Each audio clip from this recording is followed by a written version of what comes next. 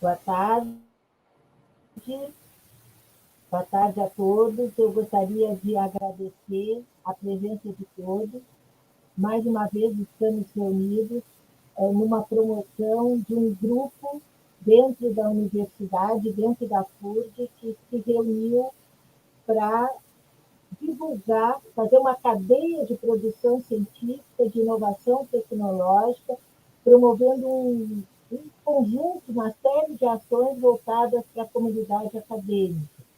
Esse grupo são um grupo de professores e alunos do PRH Embrapi, do PRH 22, Tecnologias Digitais para os Ecossistemas Costeiro e Oceânico, e vinculados à Pró-Reitoria de Inovação e Tecnologia da Informação, a PROIT. Nós já trouxemos um ex-bolsista do PRH, um dos últimos bolsistas, para falar sobre modelagem de sequências de performance. Já trouxemos um dos primeiros bolsistas do antigo PRH para falar sobre descarbonização do setor energético.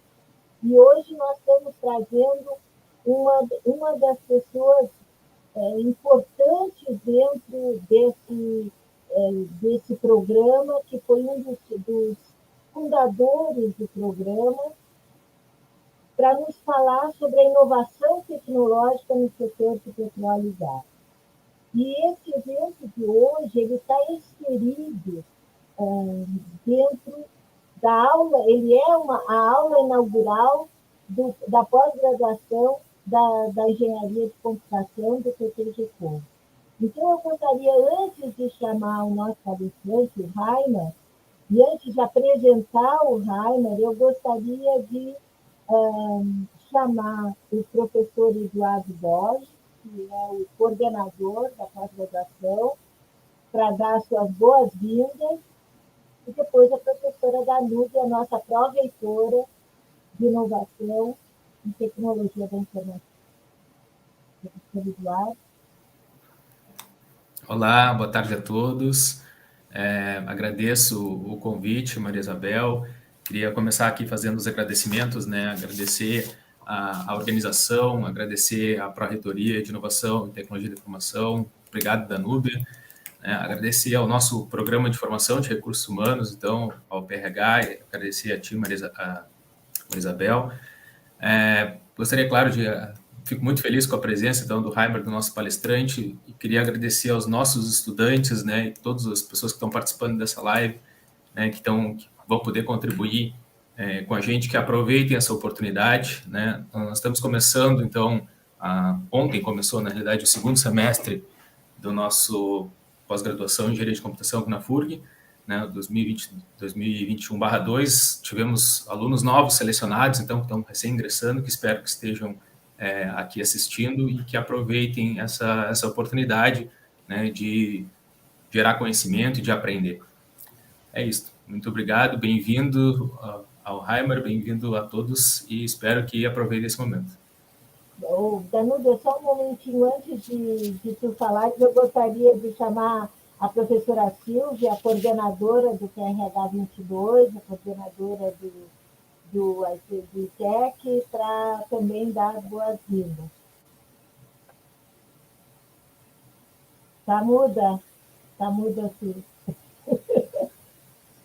A frase que tem em todos os webinars, né? Tá mudo. Mas então, obrigada, Maria Isabel. Eu saúdo a professora Danúbia, nossa pró-reitora de inovação, professor Eduardo Borges, coordenador do curso de Engenharia de Computação, professora Maria Isabel, né, que nossa grande motivadora, né, e organizadora, coordenadora do PRH. Eu sou coordenadora, mas ela leva muito do curso nas costas, né?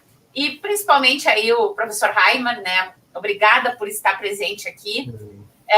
A nossa aula inaugural, eu acho muito interessante ela abrir esse espaço para as tecnologias em óleo e gás e na tua pessoa, Reimer, porque esse programa de pós-graduação, ele inicia no início da década de 2010, e ele foi muito, muito impulsionado pelo óleo e gás e pelas tecnologias em óleo e gás.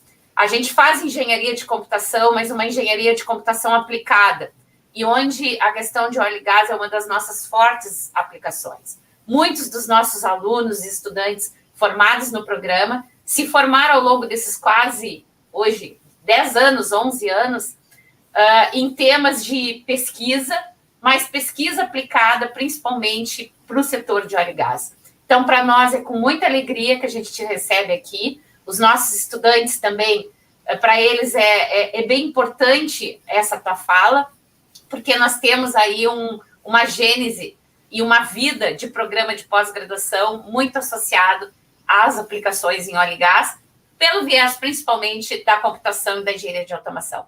Então, te sintas aí acolhido pelo grupo. Obrigado. E muito obrigada por tu teres aceito o convite, né, que a Maria Isabel encaminhou, de tu seres o nosso palestrante, né, dessa aula inaugural desse semestre de 2021. Obrigada. Obrigado. Danúbia. Então, boa tarde a todos. Boa tarde a todos que estão nos ouvindo aí pelo canal. Boa tarde a Isabel, Raimar, Ana Ju, Eduardo, Silvia. Cumprimento todos aqui. É uma grande honra, Raimar, ter a tua fala ligada à inovação, à formação, né?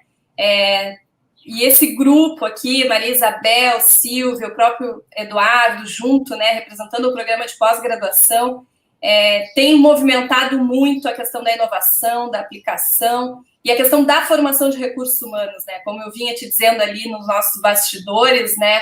Essa tua experiência, a tua fala, né? Tanto nessa constituição de programas de formação, na fundação da AMPEI, né? Uma instituição tão importante que conecta muito o que o programa aí de pós-graduação em computação vem fazendo e aplicando, né? Junto à indústria, junto a empresas de vários setores, né? Hoje a gente vê um mundo completamente ligado à computação, à inteligência artificial, às redes neurais, né, e tantas aplicações, e o PPG Comp hoje, junto a esses programas, junto à própria Embrapi, o credenciamento da Embrapi, os estudantes, com certeza, aí, que estão nessa aula inaugural, não faltarão oportunidades, né, de atuarem junto às empresas, no mais alto...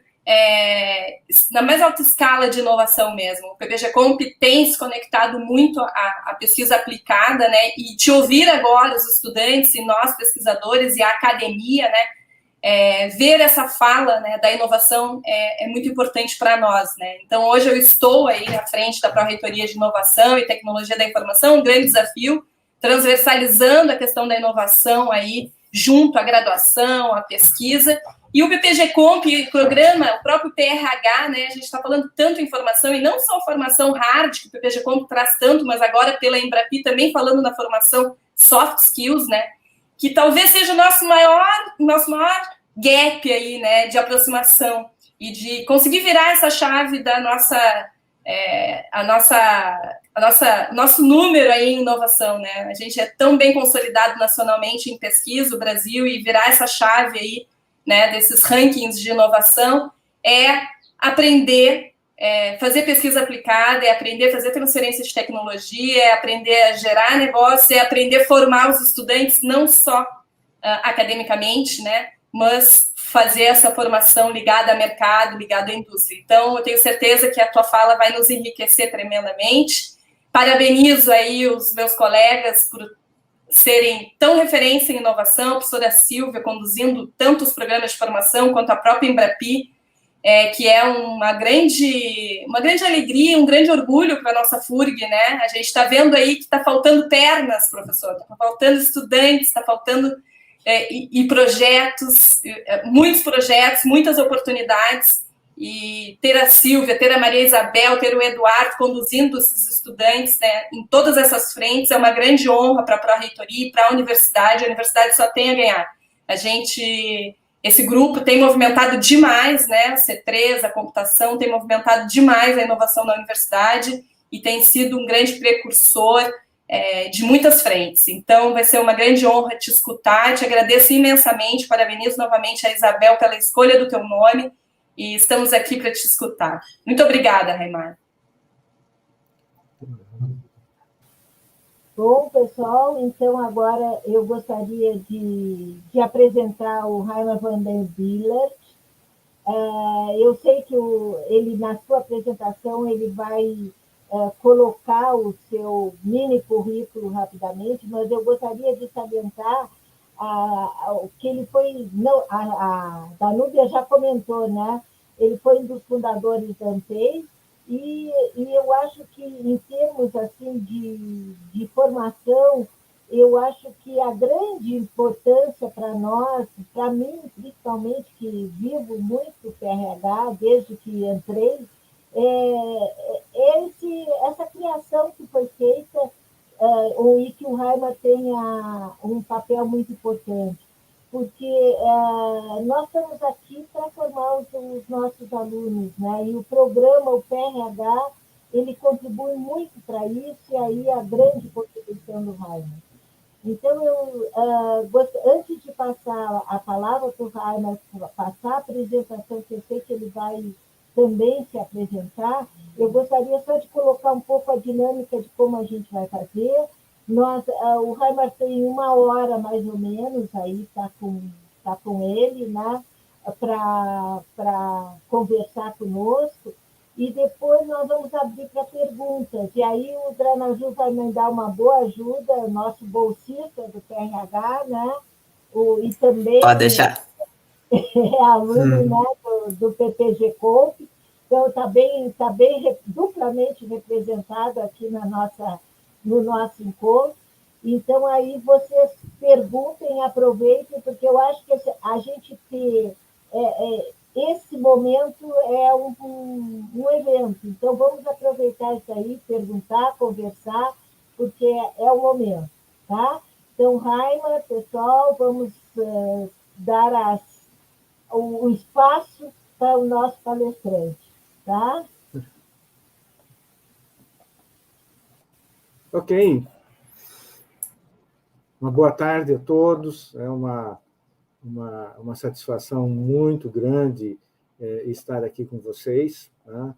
E eu pretendo hoje transmitir para vocês alguma coisa em torno de toda essa questão da inovação, da empregabilidade, do trabalho dentro da indústria de petróleo e gás.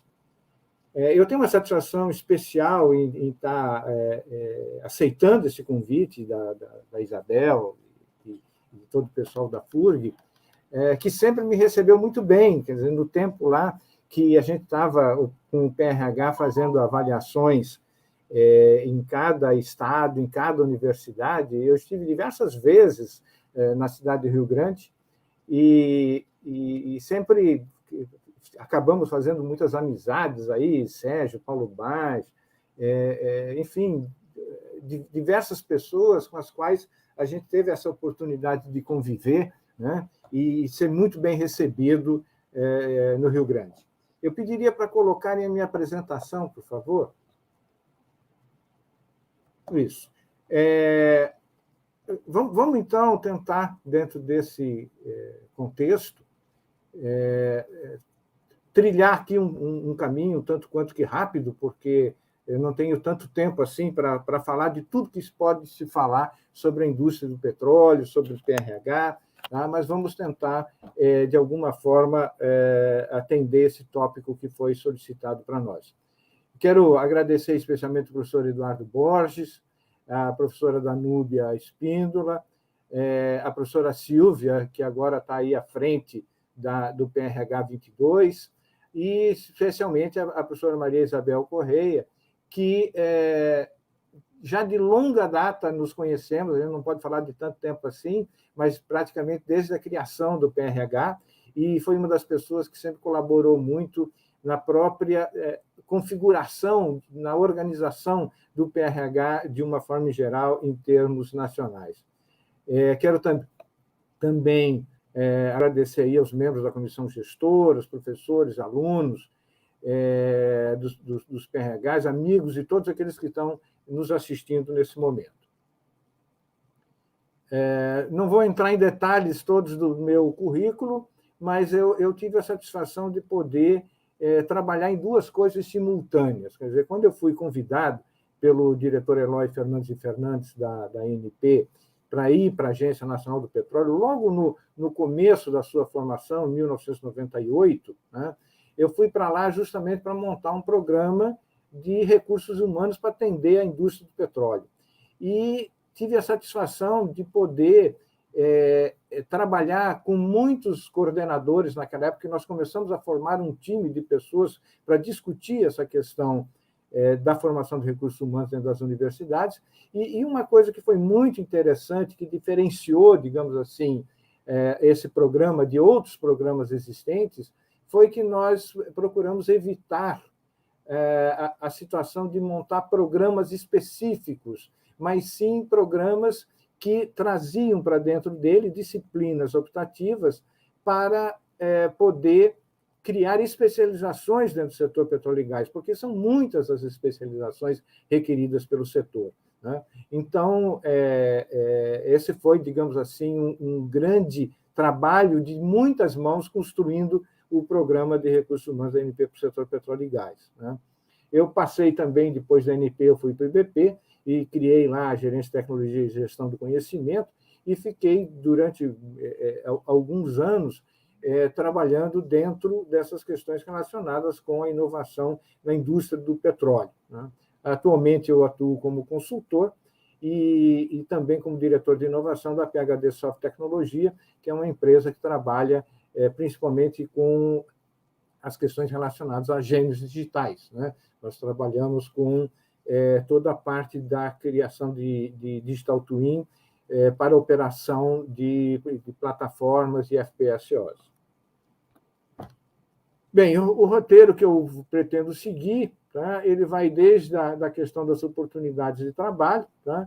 Passando por questões relacionadas sobre a indústria, como se preparar para essa indústria, oportunidade. Vamos falar um pouquinho sobre financiamento para pesquisa e desenvolvimento, para que vocês tenham uma ideia, principalmente aqueles estudantes, né, hoje, já pensar no seu futuro amanhã, de como é que pode, de repente, virar um empreendedor, né?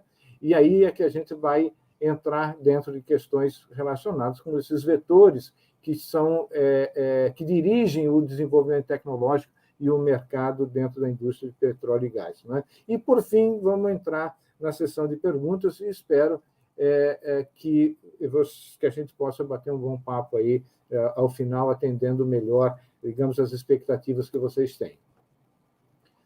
Sobre oportunidades de trabalho na indústria de óleo e gás, né, existe uma variedade muito grande de atividades, muito grande, tá? Eu aqui joguei na tela algumas questões, como a questão da defesa cibernética, e vocês podem, hoje em dia, ter bastante clareza com a importância disso, com os ataques cibernéticos que vêm ocorrendo, né? Recentemente, na indústria do petróleo, nós tivemos aquela questão lá nos Estados Unidos, o ataque a um sistema de duto que faz o transporte de combustíveis entre o sul e o norte, pelo lado leste dos Estados Unidos, né? Que foi uma questão bastante delicada de abastecimento, inclusive afetando toda aquela parte da costa leste americana, né? E vamos aí por cidades inteligentes, automação, robótica, a questão toda da parte da engenharia básica, as questões voltadas com as mudanças climáticas, inteligência artificial, né? E principalmente hoje se fala muito nesse olhar mundial pela sustentabilidade, né? Que ela por si só vem provocando uma série de rupturas tecnológicas, como, por exemplo, a própria questão relacionada com as energias alternativas e também com a questão de alguns tipos de novos combustíveis que estão sendo lançados no mercado. Uma questão que é importante para quem está hoje pensando em trabalhar para a indústria do petróleo é de entender que a indústria de óleo e gás não é só a Petrobras. Eu digo isso porque muitas pessoas ficam naquela ansiedade de dizer assim, eu quero trabalhar na Petrobras, né? Tem todo o seu mérito, né? Tem o seu valor, afinal de contas, a Petrobras é uma das maiores empresas que nós temos aqui no nosso país e uma das grandes empresas de petróleo em termos internacionais, né? É evidente que todo mundo gostaria de ter o seu emprego lá.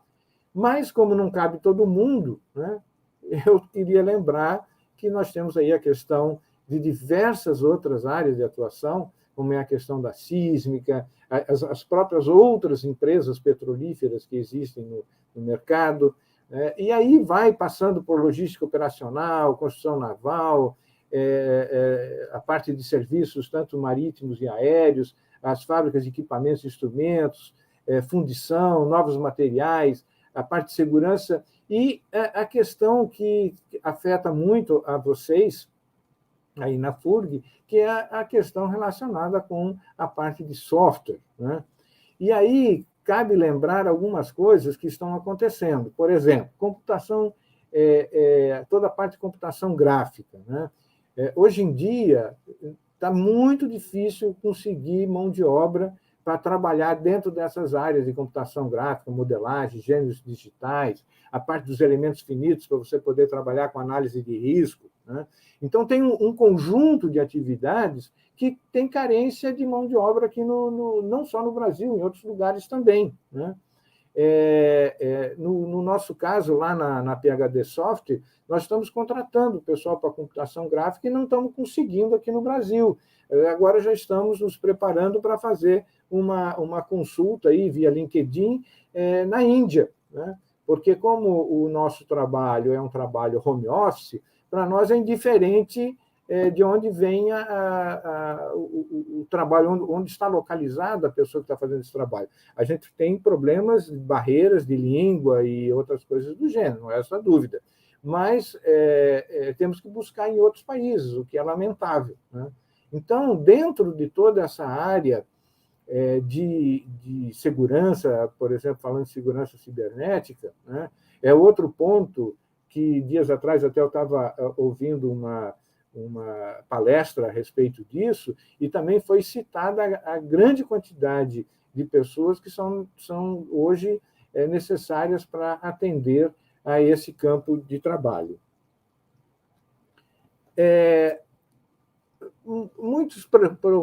Muitas pessoas perguntam a respeito do que eu tenho que fazer para poder entrar na indústria de óleo e gás, né? Olha, eu parti aqui fiz um corte e cola, digamos assim, de um coordenador de um PRH de algum tempo atrás, e ele dizia o seguinte: profissional para atuar no setor de óleo e gás, as suas características desejáveis, eles estão baseados em sólida formação básica e técnica, domínio de idiomas estrangeiros, e isso é uma questão absolutamente necessária, né? Alfredo Renault, que é o atual superintendente da área de pesquisa e desenvolvimento da ANP, ele sempre que ele faz uma palestra, eu lembro disso porque é inesquecível, ele está sempre batendo nessa tecla do inglês, né? Quer trabalhar na indústria de petróleo, aperfeiçoe o seu inglês, né? É necessário que tenha um conhecimento da área de informática, isso aí é fundamental, né? Porque hoje, por exemplo, a questão de você ter uma formação básica sozinha não se sustenta, né? Hoje a gente precisa de engenheiro naval para trabalhar na área de modelagem de embarcações, nós precisamos de engenheiros mecânicos para trabalhar dentro da área de modelagem, acompanhamento de dutos, por exemplo. Então, tem essa mistura de atividades é extremamente importante, né? Conhecimento na área de administração e economia, quer dizer, para quem pensa em ser empreendedor, né? Para quem pensa em ter a sua empresa, tem que ter conhecimento dentro dessa área, né? Tem que ter habilidade de comunicação oral e escrita. É impressionante como, cada vez mais, quer dizer, você, quando vai participar de uma concorrência, digamos, você vai apresentar a sua proposta de trabalho, a sua proposta de projeto de desenvolvimento tecnológico, né?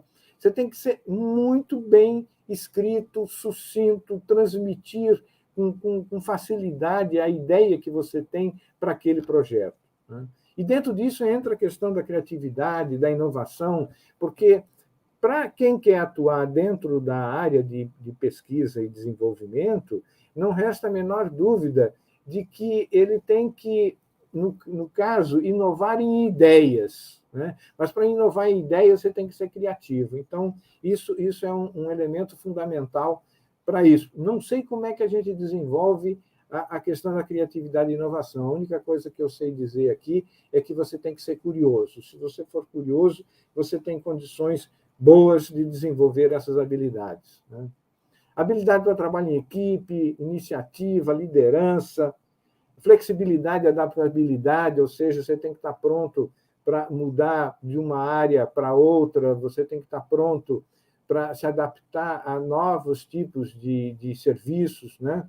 Aliás, nós tivemos agora, recentemente, aí uma grande experiência dessa adaptabilidade, que foi a questão do home office, em função dessa situação toda da pandemia aí do Covid-19. A capacidade de trabalhar sob pressão, né? Isso aí é uma outra questão, porque muitas vezes, quando ocorre um determinado acidente, ou você tem um problema qualquer que você paralisa o teu trabalho, e esse trabalho tem um valor imensurável, digamos, diário, né, em termos de custos, né, você vai ter que estar trabalhando sob pressão direta. Questão que eu não precisaria nem falar, mas honestidade, integridade, transparência, isso é uma questão, nos dias de hoje, de extrema importância, né? Sempre foi, né? Mas hoje tem um apelo maior para essas questões. O compromisso com a sua empresa, daquilo que você efetivamente está fazendo por ela, está trabalhando pelo seu desenvolvimento, e, finalmente, a questão de um espírito empreendedor, que é fundamental para você poder crescer, tanto individualmente quanto coletivamente. Isso aí é um trabalho feito pelo professor Dimas Dias Brito, ele era coordenador do antigo PRH 05, lá da Unesp de Rio Claro, e que até hoje é uma das melhores, digamos assim, definições do que é necessário para você ter sucesso na indústria do petróleo. Não só na indústria do petróleo, óbvio, em muitas outras, né? Mas dentro de uma definição que foi colocada para esse setor. Então, eu diria o seguinte, que não tem jeito, quer dizer, nesse mundo que nós estamos vivendo, que é um mundo cada vez mais competitivo, né? Um mundo que cada vez requer mais conhecimentos, né? A gente tem que estar preparado para esses novos problemas, novos desafios que vão surgindo dentro das nossas atividades profissionais, né? E isso é fundamental quando você pensa em como se preparar, porque para quem está dentro da universidade, para o estudante que hoje está lá se preparando para o futuro, é o melhor momento que tem para justamente poder abraçar uma diversidade de situações, você se preparar para diversas questões distintas que podem aparecer futuramente no seu dia a dia. Se você faz isso, né, você está preparado para a vida profissional, você está preparado para, pouco a pouco, né, você conseguir conquistar, digamos assim, o teu espaço e viver, né? Porque essa é a questão fundamental, é você poder sobreviver a todas essas situações que vão surgindo no dia a dia do nosso trabalho, e principalmente hoje, com essas grandes mudanças que vão surgindo dentro do setor profissional, em função das novas tecnologias, dos novos sistemas, a cada instante mudando as linguagens, os softwares, tudo vão mudando, e você tem que se preparar para isso o tempo todo. Vamos falar um pouquinho sobre financiamentos para pesquisa, desenvolvimento e inovação.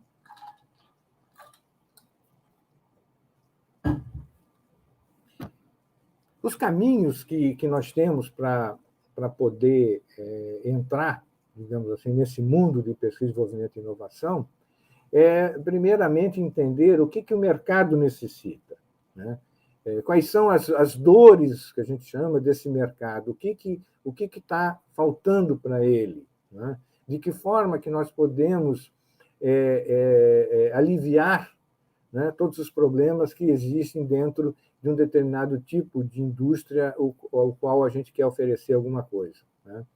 E dentro desse contexto, a gente tem que buscar oferecer tecnologias disruptivas, né, com ganhos para os clientes. Ganhos que eu falo aqui é das diversas formas, tanto ganho financeiro, como ganho de segurança, como ganho de sustentabilidade, são os diversos tipos de ganhos que a gente pode estar oferecendo através de uma nova tecnologia para esses nossos clientes, né? Hoje, a competição dentro do mercado é tal que não basta mais você ter apenas um leve incremento, digamos, na operação de uma máquina, de um equipamento, de um software, de um sistema. Não, você tem que realmente olhar para essa questão disruptiva, você tem que partir efetivamente para olhar essas novas oportunidades, ou como vulgarmente se comenta muito, tem que sair de dentro da caixa para poder oferecer alguma coisa diferente, né? Então, esses eu considero os dois principais caminhos que a gente tem para ter sucesso dentro da questão da pesquisa, desenvolvimento e da inovação. As principais fontes de financiamento que nós temos hoje, olhando o setor de óleo e gás, né, nós temos a cláusula de investimento em PID, que é da regulamentação da ANP, que, através dos contratos de concessão, ela obriga as empresas petrolíferas a fazer investimento em pesquisa e desenvolvimento na ordem de 1% sobre a sua produção de petróleo e gás, sobre o valor bruto da produção de petróleo e gás, né? Esses investimentos eles são divididos entre investimentos que vão para as universidades e investimentos que vão para as empresas ou os próprios centros de pesquisa das empresas petrolíferas, né? É uma fonte muito, muito significativa. Hoje passa de R$ 1 bilhão por ano, né? Então, é algo que realmente pode provocar uma grande modificação das tecnologias, de uma forma geral, aplicadas ao setor de petróleo e gás, né? Depois nós temos os financiamentos da FINEP, com financiamentos tradicionais, com juros reduzidos, né? São financiamentos direcionados a pessoas jurídicas. Nós temos também a FINEP, dentro do FNDCT e do CTPetro, que tem tanto a questão da subvenção econômica, né? Esse processo do CTPetro, ele durante alguns anos, ele operou de forma bastante capenga, porque não havia uma obrigatoriedade de investimento de todos os recursos arrecadados para investimentos dentro do CTPetro, para atender o setor de petróleo e gás, tá? Mas ele agora está em franca recuperação.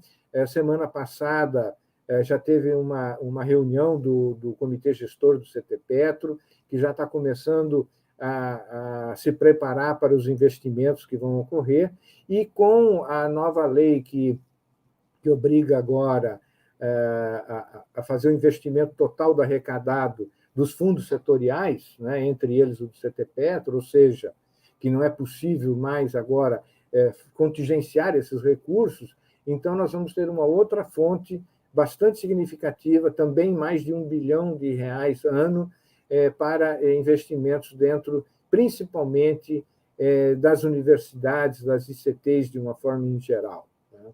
Isso aí é uma fonte que vai mudar muito e vai retomar, digamos assim, a construção de laboratórios, a manutenção de laboratórios, enfim. Eu sou muito otimista em relação a isso e espero que, dessa vez, realmente o CTPetro deslanche. Depois nós temos o BNDES, que tem as suas linhas tradicionais de financiamento também para pesquisa e desenvolvimento. Temos um incentivo fiscal da Lei do Bem, tem as FAPs, as Fundações de Amparo à Pesquisa nos estados, né? sendo que nós temos a FAPESP, por exemplo, um grande exemplo de investimento em pesquisa e desenvolvimento, e temos também as chamadas feitas pelas empresas petrolíferas para financiar projetos com startups, né?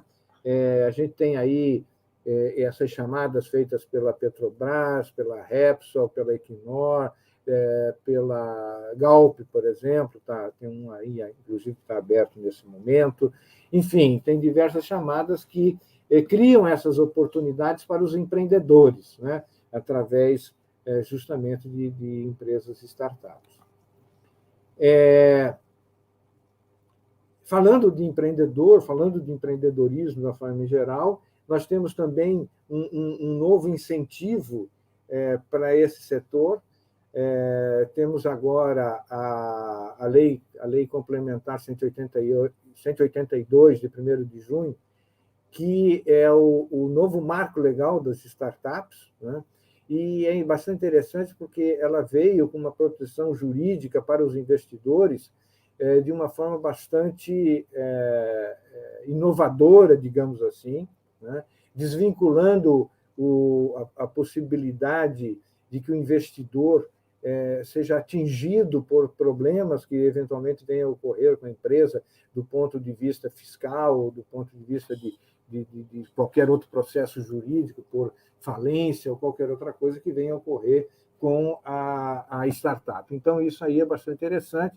Vocês fiquem tranquilos, que depois eu vou liberar essa minha apresentação aí para quem quiser, e aí vocês podem copiar esse endereço aí, onde tem todas as informações dessa lei complementar. Existe o regulamento da cláusula de investimento em pesquisa, desenvolvimento e inovação, dos contratos de concessão, que eu já fiz esse comentário aí para vocês em relação à questão desse financiamento da ANP, mas eu gostaria de lembrar que esse financiamento, apesar de que isso aí é uma cláusula dos contratos da ANP, a ANP apenas regula essas aplicações. Esse recurso ele é aplicado diretamente pelas empresas petrolíferas, né? Então, hoje você tem aí mais de 10 empresas que efetuam esse tipo de investimento, né?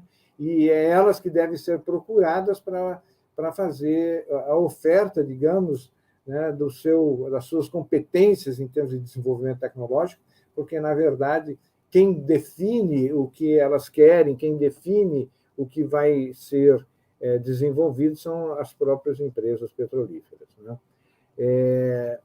Uma outra novidade para o empreendedorismo é justamente a questão da contratação de projetos dessas empresas com as startups, né?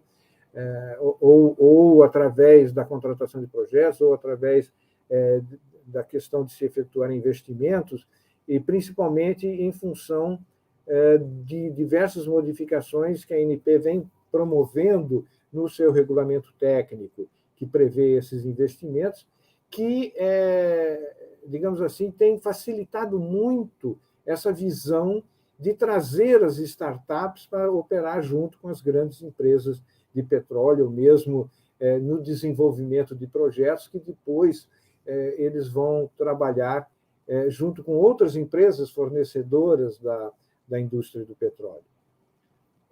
E temos também, dentro do empreendedorismo, mecanismos tradicionais de uma série de empresas que fazem investimentos, né, em startups. Tem diversas modalidades de investimentos em startups, que aí, óbvio, vai depender muito do que a startup tem a oferecer para esses investidores. Agora, para onde é que nós temos que olhar? Quer dizer, quais são os vetores que podem nos conduzir, né, para um desenvolvimento tecnológico efetivo e para o mercado, né, olhando aqui, novamente, a questão do óleo e gás, né? Isso aqui não está colocado em ordem de importância, apenas é um conjunto de indicações, né, que passa pela transformação digital, né? Isso aí é o que mais está em voga nesse momento dentro da indústria do petróleo, principalmente considerando a questão de que, cada vez mais, principalmente na produção offshore, né, nós buscamos as tecnologias digitais para reduzir o risco de operação, para reduzir a quantidade de pessoas nas plataformas, para poder, de uma forma em geral, automatizar os sistemas e, com isso tudo, reduzir os próprios custos operacionais, né? A questão da segurança cibernética, extremamente importante dentro dessa indústria, dada aos riscos que ela pode oferecer, né?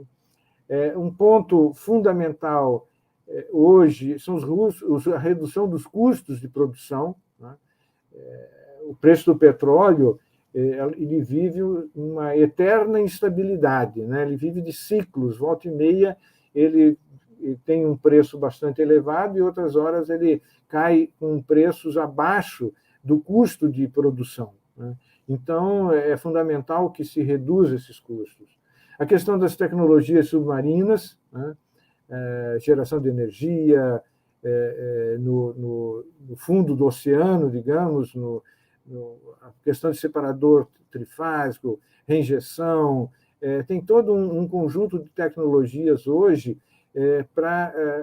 que visa reduzir o peso das plataformas, visa facilitar a operação, né? Ao invés, por exemplo, de você subir com o óleo, com a água, com o gás para fazer a separação na plataforma, você já pode fazer a separação no solo oceânico, né? Então, essas questões hoje, dessas tecnologias, elas são extremamente demandadas. Os novos materiais, né, para justamente evitar a questão de corrosão, aumento de vida útil, redução de peso, aí entra diversas questões, a questão do sequestro de carbono, a conversão química, catalisadores, os biocombustíveis, a questão hoje que no mundo inteiro está tendo um crescimento muito grande, que é a questão do hidrogênio, né? Inclusive, eu estava aqui numa reunião antes da gente começar esse bate-papo aqui, eu estava numa reunião justamente discutindo o que as tecnologias digitais podem fazer dentro da questão da produção, da transferência, né, do transporte e armazenamento de hidrogênio, né? Quer dizer, de que forma, porque o hidrogênio ele tem uma questão de risco bem maior do que outros combustíveis. Então, o que as tecnologias digitais podem fazer dentro desse universo que está crescendo no mundo todo, né?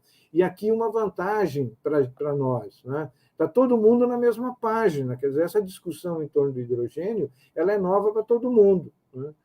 Quando se fala em transportar hidrogênio em dutos, que hoje transportam, por exemplo, gás natural, né? Essa é uma discussão que está se tendo no mundo todo ao mesmo tempo. Então, nós temos realmente a grande vantagem de poder entrar dentro desse segmento em conjunto com todo o restante dos demais países que pretendem trabalhar com a questão do hidrogênio, né?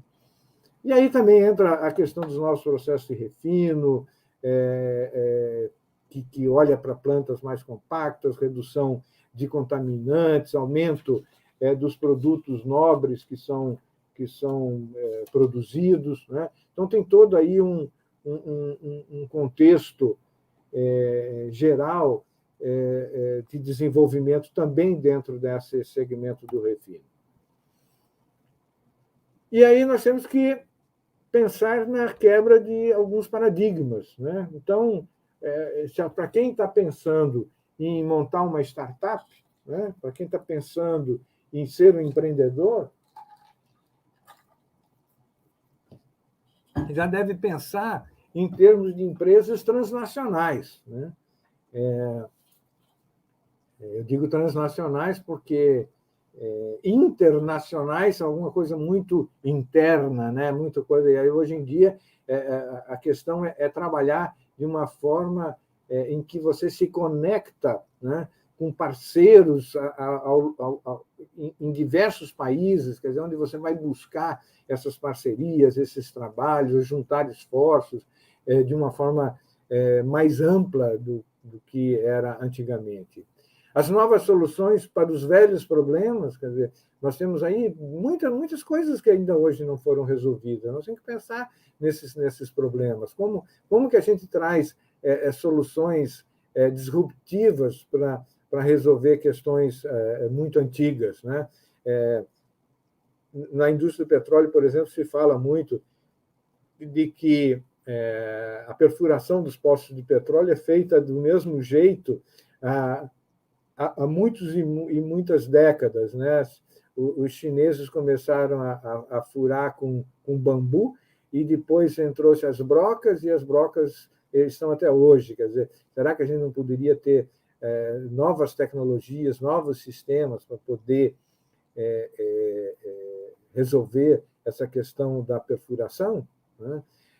E aí entram como questões que foram resolvidas, que todo mundo achava que não dava para fazer sísmica no pré-sal, né? E encontrou-se metodologias que hoje você faz tranquilamente sísmica abaixo da camada do pré-sal, né? Com isso, nós precisamos de uma diversificação de aprendizado, né? Qualquer questão que você agrega, dependendo do caminho que você decide na sua vida profissional, né, você tem que olhar no entorno e ver tudo que mais você tem que ter aí no seu aprendizado. E aí eu fiquei muito feliz ao ver esse novo PRH, o PRH 22 da Fundação Universidade do Rio Grande, né, trabalhando com tecnologias digitais, né? Quer dizer, é uma inovação. Quer dizer, como antes você só tinha a ideia do meio ambiente dentro dos sistemas, dos ecossistemas costeiros e oceânicos, né? Hoje você já está olhando tudo isso, trabalhando com essas tecnologias digitais, aprimorando, digamos, todo o sistema de acompanhamento desses ecossistemas, a evolução desses ecossistemas, né? Então, é isso mesmo, é fantástico, quer dizer, você poder, num determinado instante, você já está trazendo, né, essas novas tecnologias para dentro de um mundo que antes era considerado apenas de uma forma bastante, digamos assim, não vou dizer simplista, mas considerado de uma forma tradicional, né, de estudos desses ecossistemas que nós temos aí, tanto costeiro quanto oceânico, né? Então, isso para mim realmente me soou como um grande exemplo, né, para o PRH 22. Parabéns aí aos idealizadores dessa nova sistemática, né, de trazer uma complementação de aprendizado para esses estudantes todos. Enfim, eu diria que as oportunidades todas que nós temos, né, dentro do mercado, elas são muitas. Você tem aí uma diversidade enorme dentro da indústria do petróleo, né? É uma diversidade que vai desde lá, como eu comentei, desde do trabalho na sísmica, né, até todo um trabalho de logística, por exemplo, atender a produção num campo de petróleo, para você poder olhar para a questão da distribuição dos combustíveis, olhando toda aquela questão, assim, como a gente costuma dizer, do poço ao posto, né? Você tem aí oportunidades de todos os tipos que você pode escolher. Mas eu chamo a atenção, né, para a questão da necessidade de você ter foco, né? Eu acho que é muito importante você, desde cedo, você olhar para a indústria do petróleo, ver aquilo que vai te encantar e, dentro disso, você começar a imaginar tudo que você pode aproveitar esse tempo em que você está dentro de uma universidade, que você está dentro dos seus estudos, para você ampliar todo o conhecimento que você possa ter, buscando foco naquilo que você efetivamente pretende lá na frente trabalhar, né? Então, talvez uma das recomendações que eu possa transmitir para todos os estudantes é justamente nesse sentido. Não percam tempo. não deixem para escolher depois aquilo que você pretende fazer, porque aí você vai sentir falta do conhecimento necessário para poder desenvolver aquela atividade de uma forma mais efetiva, né, mais tranquila, que você possa buscar, se for o caso, ser um empreendedor, para que você possa atingir novas funções dentro da empresa que lhe acolher, enfim, para você crescer. Então, isso é que eu recomendo. Foco.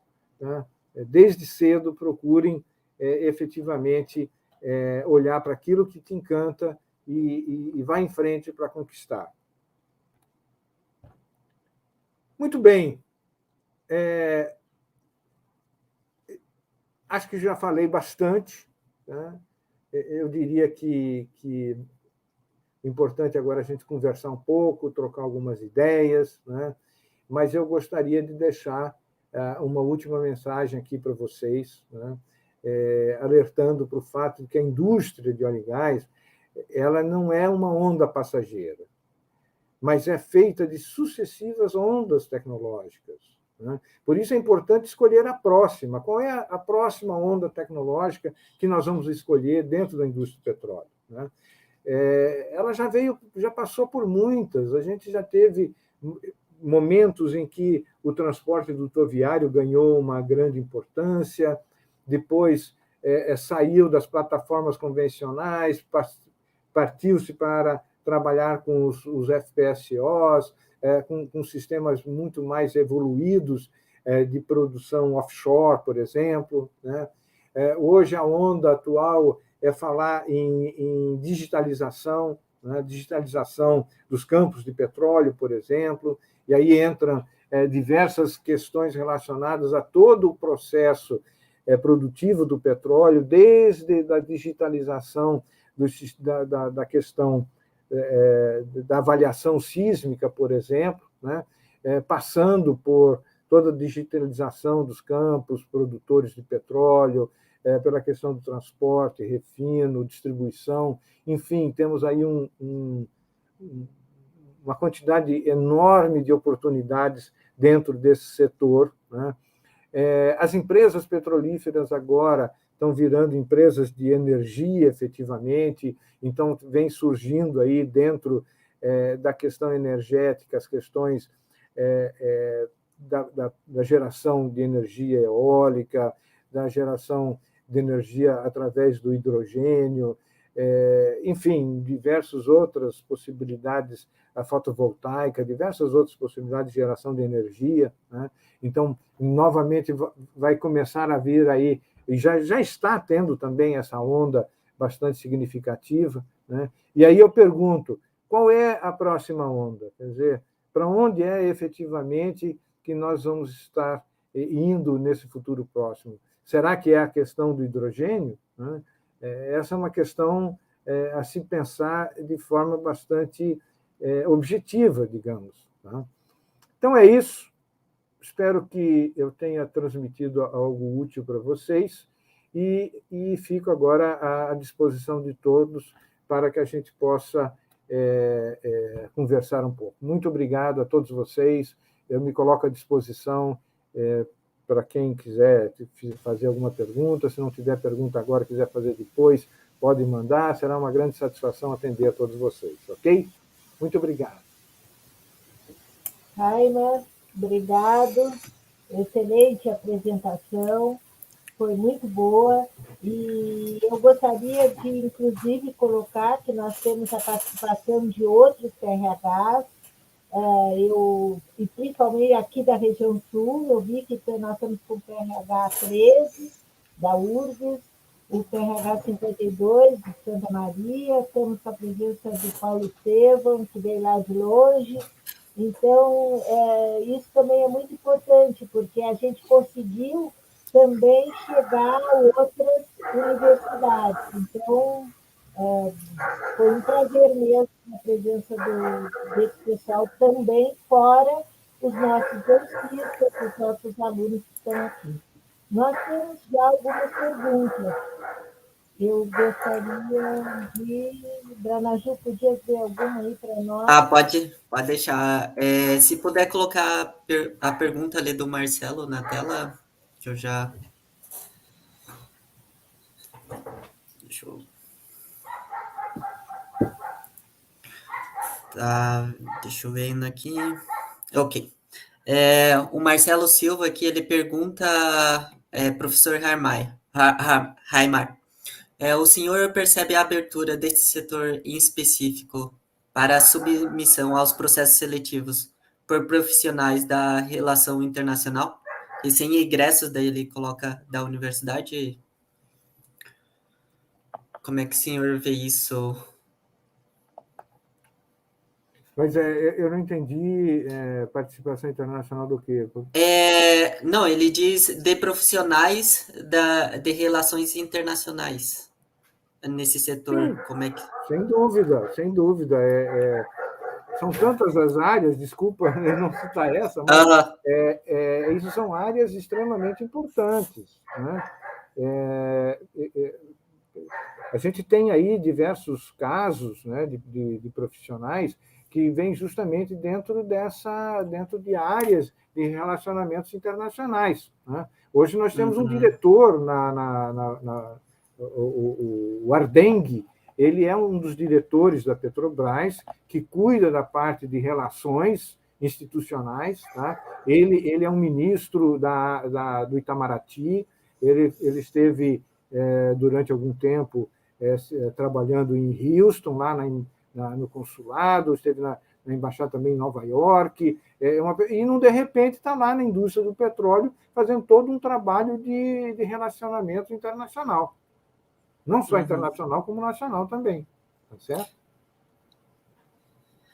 E tem como esses alunos conseguirem entrar uma bolsa do PRH, fazer algum tipo de pesquisa relacionada a relações internacionais nessa área de óleo e gás ali?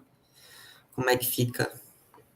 O que ocorre é o seguinte: a bolsa do PRH ela é direcionada para especializações existentes dentro de cada universidade, né?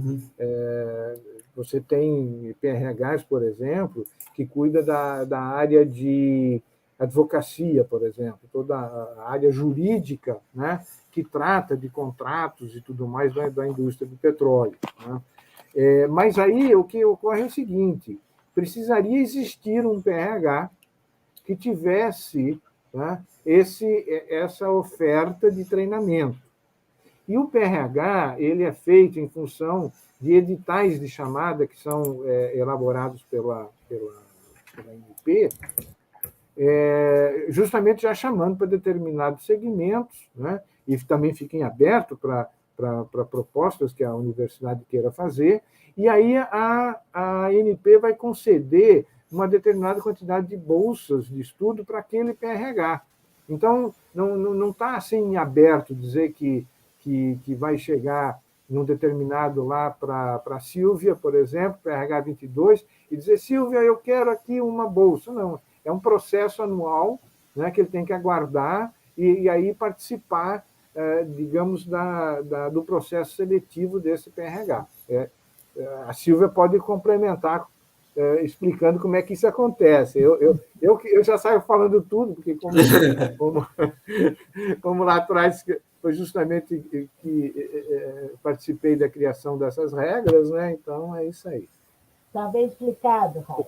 Falei direito, Isabel? Falou direito. Então tá bom. Tem uma pergunta aqui que é da professora Silvia, ela já está aí, eu acho que ela pode perguntar na live.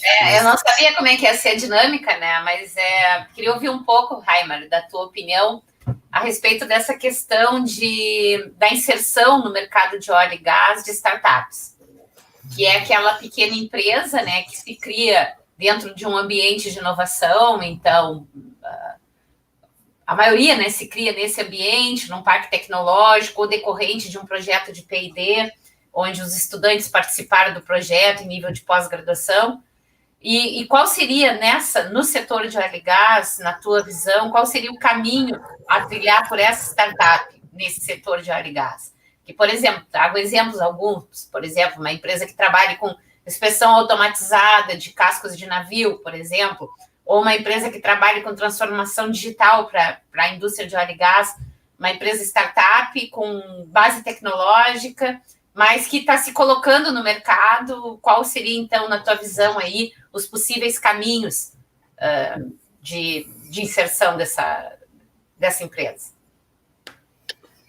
Muito bem, uma ótima pergunta. Em primeiro lugar, você tem que ter um produto que efetivamente venha a ser de interesse da indústria do petróleo. Tá? Então, isso aí não adianta você dizer que eu tenho um bom produto, um excelente produto, tá? Dentro da minha ideia, digamos, tá? Mas a indústria do petróleo não precisa dele.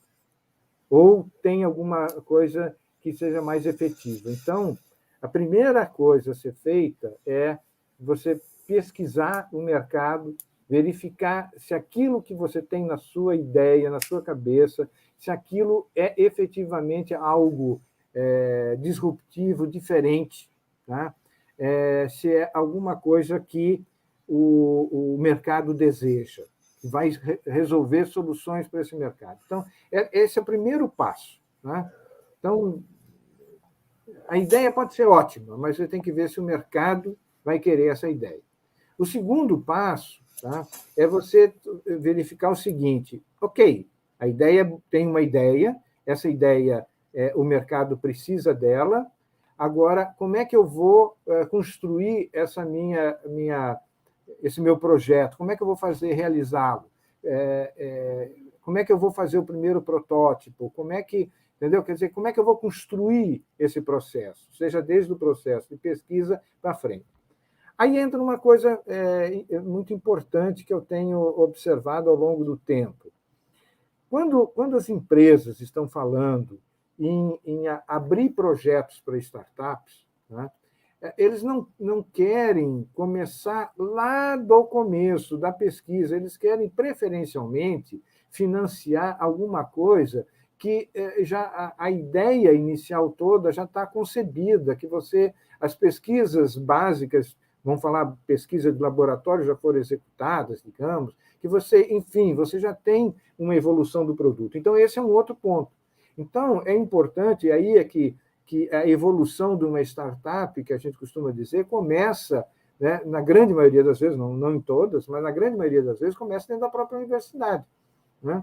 E aí que começa através de incubadora, de ações de trabalho, ou do próprio, por exemplo, no caso do PRH, do aluno que tem que fazer um trabalho de fim de curso voltado para a indústria do petróleo, né? Então, por que quando o aluno vai escolher esse trabalho de fim de curso, por que ele já não pensa no futuro dele, né?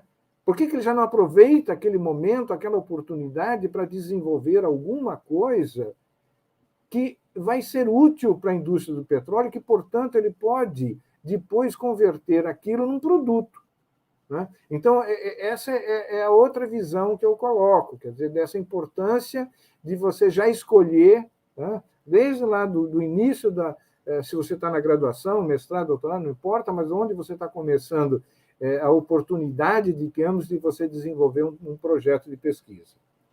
A outra questão que vem é de você se aproximar de alguma empresa que possa contribuir também com esse processo, né?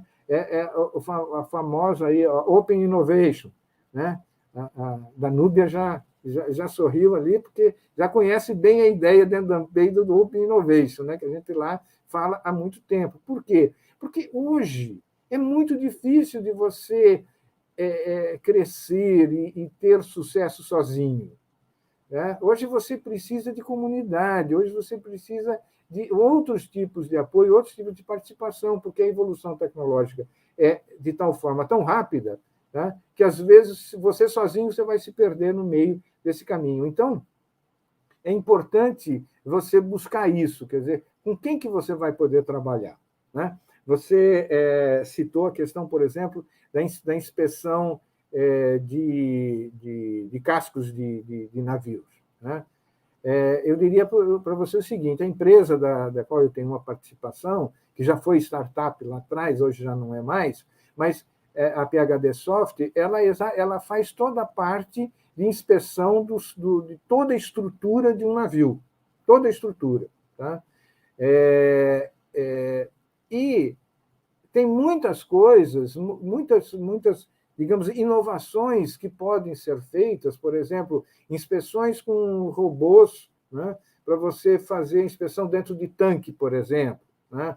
Tem diversas atividades que poderiam ser agregadas ao trabalho da PhD Soft. Eu estou dando apenas como exemplo. Então, ao invés de ficar pensando que você vai oferecer o seu produto lá para um estaleiro, ou por uma empresa que trabalha na parte de, por exemplo, exploração, produção de petróleo, você pode se associar com uma outra empresa. Existem empresas específicas na área de inspeção, por exemplo, que já tem toda uma tradição de inspeção de tanques. Então, esse é um outro exemplo, né? As empresas que trabalham com inspeção, elas já sabem quais são todos os problemas, as dores, já conhecem todo um conjunto de fatores que pode acelerar muito o seu desenvolvimento tecnológico. Né? Então, é por aí que vai. Né? E aí, no final, óbvio, que você vai ter que ou vender para essa outra empresa de inspeção, ou buscar um outro tipo de cliente, vai ter que arrumar financiamento. Aí você vai para aquela fase final de você poder ter produção, dependendo do produto que você tenha, ter produção em série. Né? Se for software, moleza, porque você não tem que ter grandes investimentos, digamos, em máquinas, equipamentos e coisas desse gênero. Né? Então, de forma rápida, espero que eu tenha dado um caminho aí das pedras. Excelente, excelente, muito bom mesmo. Era isso que eu queria, mais ou menos era isso que eu esperava ouvir. Muito bom para os nossos estudantes, principalmente os do PRH, e alguns vislumbram chance, trabalham em projetos de P&D, inclusive, por exemplo, com relação à inspeção, mas eu acho que foi bem interessante essa questão da associação com empresas já do setor, né? E trabalhar nessa perspectiva do que visar o cliente final, a operadora, mas sim o cliente seria essa empresa que já hoje presta serviço. Então, são coisas importantes para os nossos estudantes.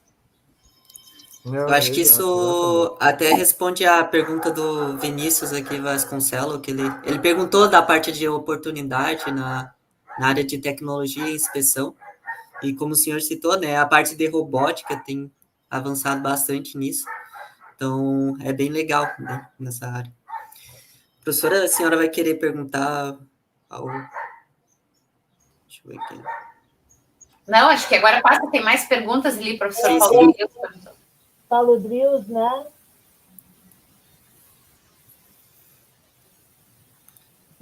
Pode colocar, foi colocado. Os dados são o novo petróleo, como se tem visto a indústria de óleo e gás em relação à gestão e principalmente ao uso de dados. A questão do novo petróleo que se fala é exatamente a questão dos dados, né? Porque é uma coisa impressionante a quantidade de dados que você tem e, na verdade, a pequena quantidade que você acaba efetivamente utilizando para fazer as análises que você precisa fazer. Né? Imagine, por exemplo, na área da sísmica.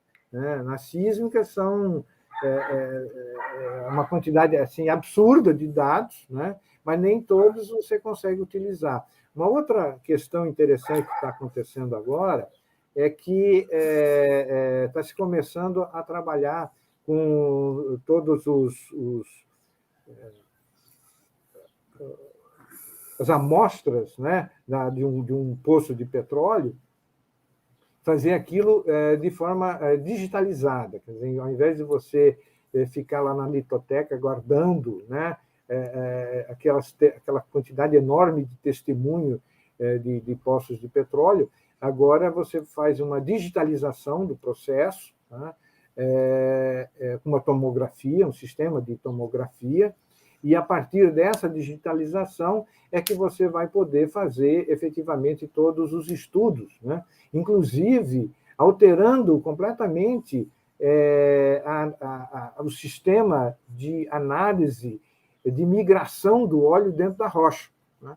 Então, você, ao invés de você, como tinha antigamente, umas máquinas com alta pressão, que ia verificar, que ia injetar líquido lá para você ver como é que seria a migração, quer dizer, hoje você faz isso tudo por computação, né? Você vai digitalizar e vai fazer esse trabalho por computação. Então, o que acontece? Quer dizer, você ganha muito tempo em termos de analisar um testemunho. Ganha muito tempo. Né? É questão assim de meses que você ganha para fazer essa análise. E isso é extremamente importante, porque à medida em que você está perfurando um poço de petróleo, você poder ter um resultado bastante, eu não vou dizer imediato, mas muito rápido, para você identificar como é que está a situação da tua rocha e tomar uma decisão de quanto mais você vai perfurando esse poço e como que você vai andar, isso aí é um ganho enorme, porque o custo do navio sonda é um custo extremamente elevado, né? São milhares de dólares, $100 mil, $200 mil por dia de operação de um navio sonda. Então, dentro desse contexto, essa questão dos dados ele passa a ser extremamente valioso dentro da indústria do petróleo. Tá, aqui vamos para a pergunta do Marcelo Silva aqui. De novo, ele perguntou se puder aparecer aqui na tela. Tá. Ele pergunta, no que tange ao registro da propriedade intelectual para inovação tecnológica no setor petrolífero, o princípio da territorialidade pode se apresentar como um desafio para a tecnologia de inovação e internacionalização de inovação estabelecida. Ocasiona isso quando a propriedade intelectual, cara? Não sei se...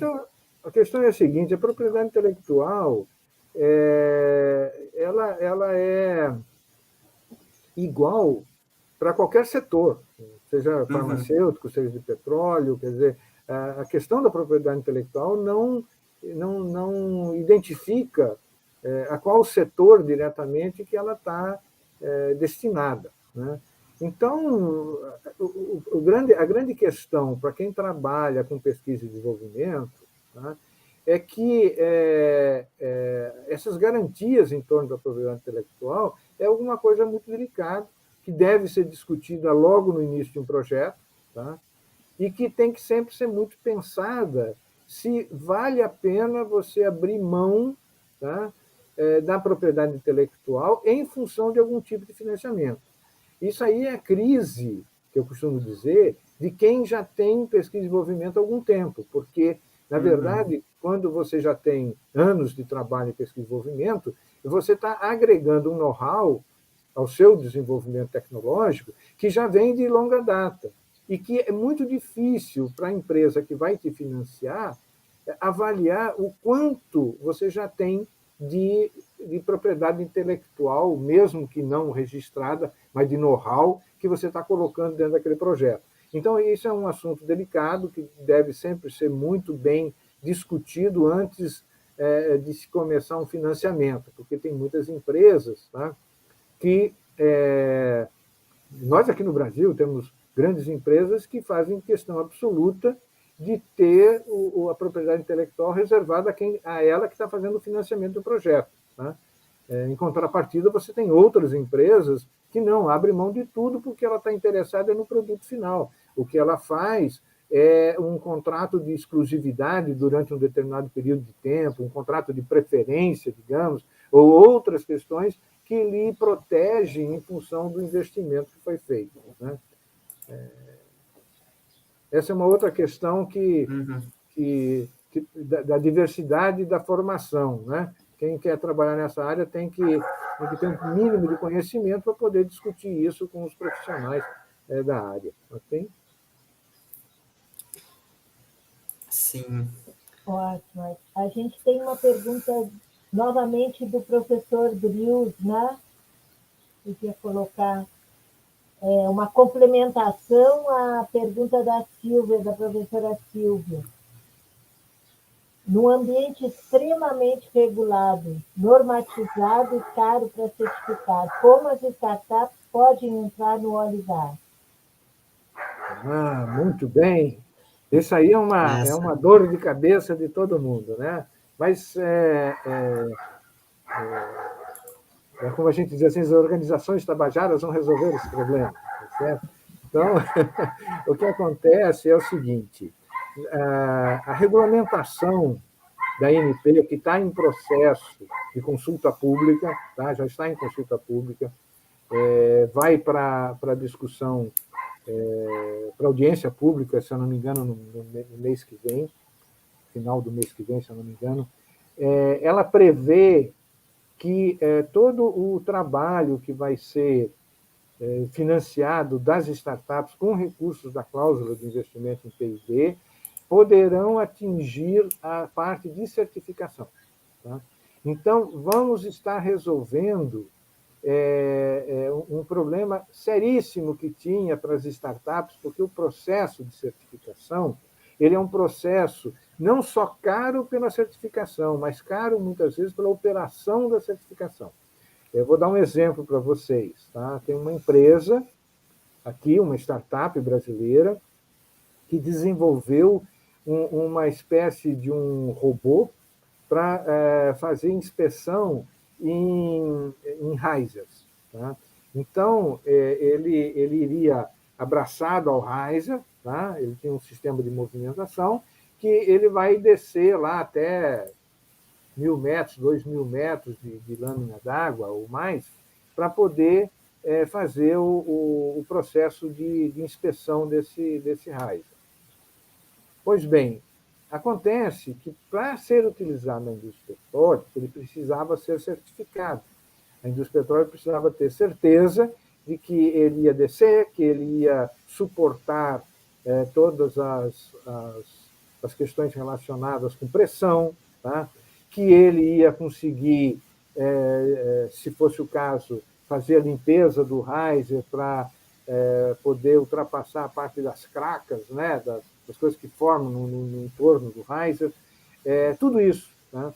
E ele conseguiu, com uma determinada empresa, fazer um teste de até 200 metros de profundidade. Mas ninguém quer usar um negócio desse para 200 metros. O negócio é para muito mais que 200 metros. Então, resultado, ele nunca conseguiu a certificação, tá? Porque o problema não era o custo em si de certificar o produto, mas era o custo de poder utilizar um riser, tá? Para fazer esse teste real, digamos assim. Esse que é o grande problema. Aliás, o CTDUT, Centro de Tecnologia em Dutos, ele foi construído, né, com a ideia justamente de poder fazer a certificação de PIGs, né, que aquelas ferramentas que viajam por dentro de um duto fazendo análise desse duto, né, da parede do duto, das soldas e eventuais furos que sejam feitos e coisas dessa natureza. Né? Ninguém quer colocar na sua instalação em operação um PIG para fazer teste. Tá? Então, o CTDUT, Centro de Tecnologia em Dutos, foi construído com um laboratório em escala real, justamente para poder fazer esse trabalho de certificação de PIGs. Entendeu? É isso. Entendi. E a robótica, ela tem um trabalho mais na área de óleo e gás de inspeção. Tu vê outras aplicações dela nessa área ou fica mais específico a inspeção mesmo? A robótica entra em diversas questões. Eu não vejo que a robótica seja exclusivamente para a inspeção. Eu acho que a robótica também entra dentro da própria operação. Né?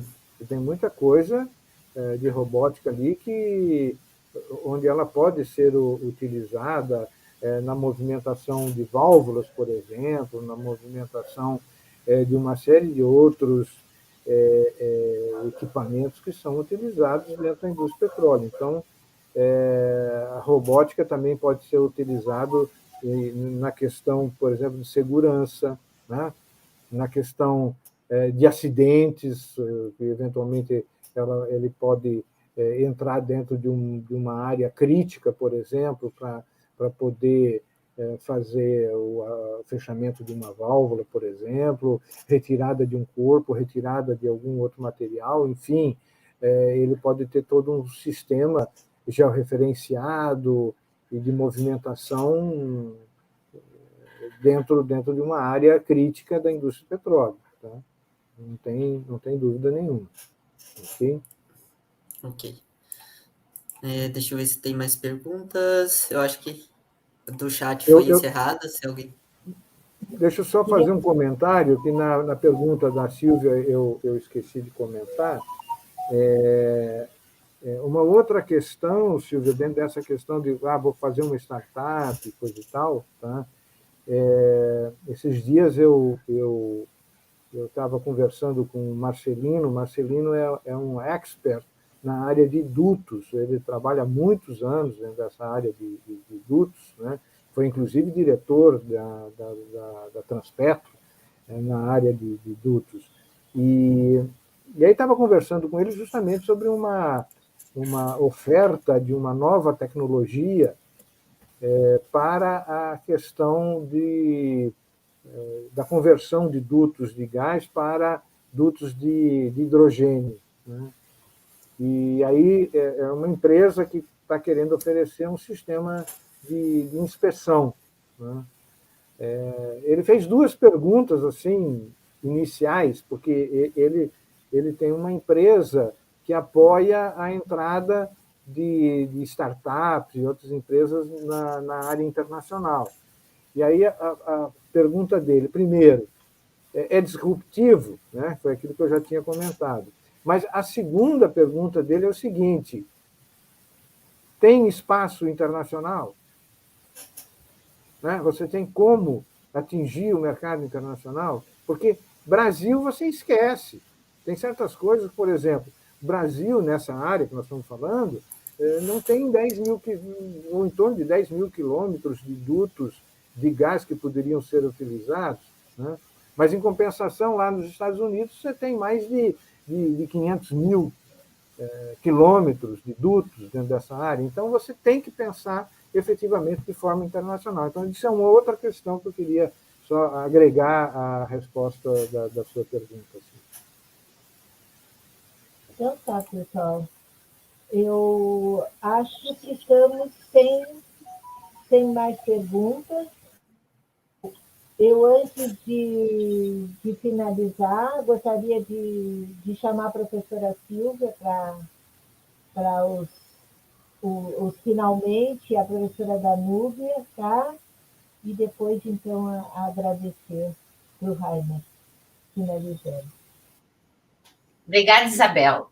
Heimer, foi muito interessante a palestra. Acho que os temas que tu colocaste aí são que nós esperávamos, né? Como eu já comentei, e acho que as questões que surgiram, eu destaco essa questão nossa, né? Dessa preocupação de como se inserir, qual o caminho para se inserir, porque como outros mercados, e eu acho que o óleo e gás não é tão diferente de outros mercados, tu tem tu tem alguma coisa já estabelecida, né? E falando mais pela área de P&D, que é uma área que eu atuo aí já há alguns bons anos de atuação, elas são áreas que são fechadas, não são como as outras, né? Tu tens aí barreiras que elas vão além de uma competência técnica ou, inclusive, de tu teres o bom remédio para a dor, que vai um pouco além disso, vai toda uma questão aí de confiança, né, que faz parte. Eu trabalho, eu compro, eu estabeleço conexões com quem eu já conheço, e isso é um círculo que ele tem uma realimentação que tende, né, converge para um fechamento. Como eu te disse, nós somos um grupo novo. Há 10 anos atrás, nós não tínhamos nem pós-graduação em computação. Mas em 10 anos a gente se envolveu muito, porque a computação ela é rápida também. E hoje a gente tem projetos com óleo e gás, com diferentes operadoras trabalhando com inspeção, trabalhando com transformação digital, e com estudantes que estão aí incubando empresas e movimentando todo um ecossistema de inovação que não era esperado por uma cidade como Rio Grande, como eu digo, longe demais das capitais, não estando no Rio de Janeiro, nem mesmo em Porto Alegre. Ou seja, existe geração de conhecimento, existe inovação sendo criada, mas o nosso caminho, às vezes, é um caminho mais longo, porque a gente está fora, a gente esteve fora, né? E agora começa essa inserção. Então, é para nós uma questão importante essa de como se inserir, como trilhar. Já alguns caminhos a gente foi trilhando, descobrindo e conseguindo um espaço, mas realmente não é fácil e a energia a ser posta é grande e talvez seja um dos maiores... uma das maiores dificuldades nossa no momento em que a gente tenta trazer estudantes para o PRH é a gente apresentar a possibilidade de terminada ou a graduação, a pós-graduação, eles realmente conseguirem se inserir no mercado.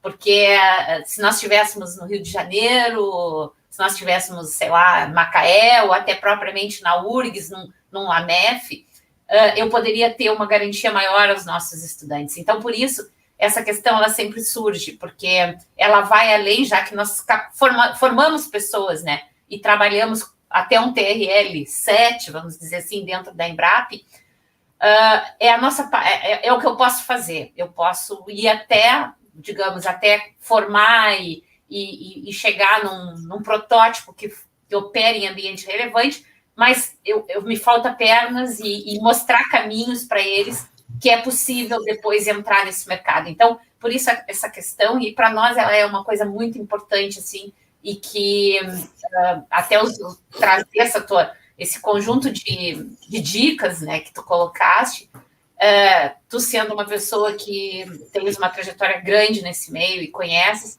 é super bom os nossos estudantes escutarem. Então, por isso até que justifico essa questão que eu trouxe, o professor Paulo também trouxe. E os estudantes estão escutando, né? Então, acho que, mais uma vez, te agradeço. E é muito bom para nós ouvir o pessoal que realmente está lá, né? Está no meio disso e não está no meio de hoje, já está no meio disso faz muito tempo. Então, muito obrigada. Ok, Silvia, mas deixa eu só aliviar o seu coração. Eu lembro da Isabel, lá no início dos anos 2000, quando começou o PRH lá de vocês, né? Preocupada que como é que a gente vai colocar esse pessoal no mercado de trabalho. E isso não era diferente também do pessoal lá de Campina Grande, na Paraíba, não era diferente de outros lugares. E o PRH teve um grande sucesso, empregando muita gente, entendeu? Justamente por causa dessa questão, dessa diferenciação na formação do pessoal. Tá?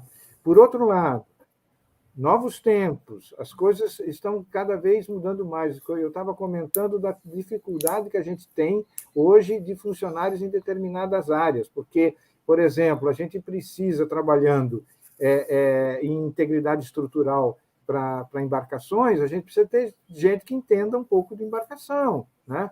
Ou então precisamos ter gente que tenha um bom conhecimento de computação, de uma forma geral. Então, hoje, o exemplo da PhD Soft, nós temos funcionários que moram em Lisboa, moram em Fortaleza, moram em Recife. Hoje nós temos gente de diversos lugares, tem de Santa Catarina, lá em Joinville.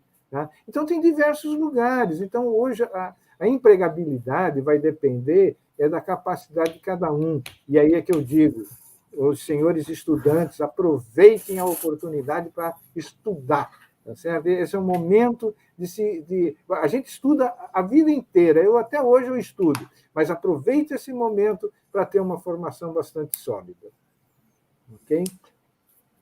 Eu vejo sempre a Isabel participando, por exemplo, das reuniões lá do pessoal do Lance, né? Lá do professor Landau, da UFRJ, e do Alexandre, né? São parceiros para vocês fantásticos. Tem o CETOM lá em Alagoas, lá em Maceió, que tem um outro computador de alto desempenho fantástico, né? Tem outros lugares que vocês podem ir buscar, digamos assim, uma participação de vocês, pensando um pouco na iniciativa privada. Por exemplo, hoje tem o CID, que é um centro de desenvolvimento, que tem o maior computador de alto desempenho aqui no Brasil, né? Ele só perde, quer dizer, não é o maior, é um dos maiores, mas ele só perde para os da Petrobras, né? Então, tem muita coisa. Hoje o mundo ele é elástico, é isso que eu digo, ele é elástico. Você pode ir para qualquer canto e aprender. Tem que aproveitar isso. Obrigado por suas palavras, Silvia. Danúbia, quer falar alguma coisa, Danúbia? Não, queria agradecer novamente, foi muito bom escutar, Raimar, e escutar a Silvia, escutar as colocações dos colegas, né? E quando tu fizesse a tua fala para a Silvia sobre essa questão da empregabilidade, está muito associada à capacidade mesmo, e em qualquer local, né? Eu pensei isso também, eu entendo a preocupação da Silvia, por um lado, a gente, junto aos ambientes de inovação, parque tecnológico, incubadora de empresas, né, essa preocupação de gerar um negócio aqui, trazer emprego na região, mas, ao mesmo tempo, vejo também essa escassez, no fim das contas, né, de especialidades e de profissionais, e que me parece, na tua apresentação, que essas habilidades que se formam, né, para o óleo e gás, né, os estudantes que estão atuando no PRH 22 e nos outros PRHs, eles acabam tendo aptidões para atuar em diversas outras indústrias, diversos outros setores, porque, no fim das contas, a gente acaba tendo... o mundo hoje está muito, né, digital, analítico, né, com muita computação. Então, acho que pelo lado bom dos estudantes que nos escutam, o PPG Comp, né, não vai faltar emprego. Pode faltar emprego porque se ele quer se colocar dentro de uma empresa, trabalhar na cidade, né? E mesmo assim, eu acho que hoje, né, os próprios programas de formação, né, os próprios grupos de pesquisas ali do C3, né, estão muito conectados aí aos ambientes de inovação, e dar a possibilidade aos estudantes também pensarem a inovação e a criatividade para isso que tu falas, né? Para durante a sua pesquisa, durante o seu mestrado, durante o seu doutorado, identificar potenciais clientes, potenciais produtos, processos, e daqui a pouco, eu durante a minha pós-graduação, meu doutorado em engenharia elétrica, muitos estudantes, colegas que estavam fazendo seus doutorados, acabaram abrindo empresas, né? Porque o seu trabalho já estava conectado a um setor, né, um setor da indústria, um setor, então, eu acho que é como tu falas mesmo, eu acho que para os estudantes que nos escutam, uma boa notícia aí, vai faltar pessoas, e tudo você sabe, não vai ser ainda suficiente, a gente passa uma vida estudando, né, Raimar, assim como tu disseste, e as oportunidades são muitas, né, para todos os setores, então foi muito bacana, estar nesse bate-papo aí com vocês. Parabenizo novamente, Raimar, agradeço a Adriana Ju, a Silvia e a Isabel, que vem movimentando todo esse processo aí dentro da nossa FURB. Muito obrigada também por me convidarem a estar aqui, pessoal.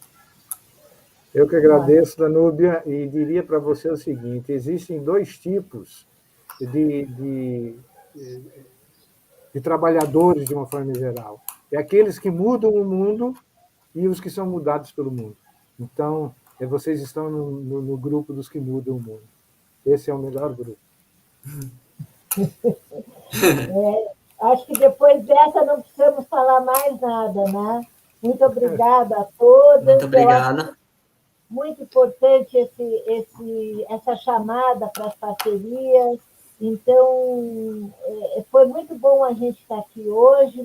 Realmente, muito obrigada. Obrigada, Ana Ju, Danúbia, Silvia, principalmente, Raimar, obrigada a ti por esses momentos de hoje. Eu que agradeço a oportunidade e estou sempre aí à disposição de vocês, tá certo? Muito obrigado. Obrigado, tchau, tchau.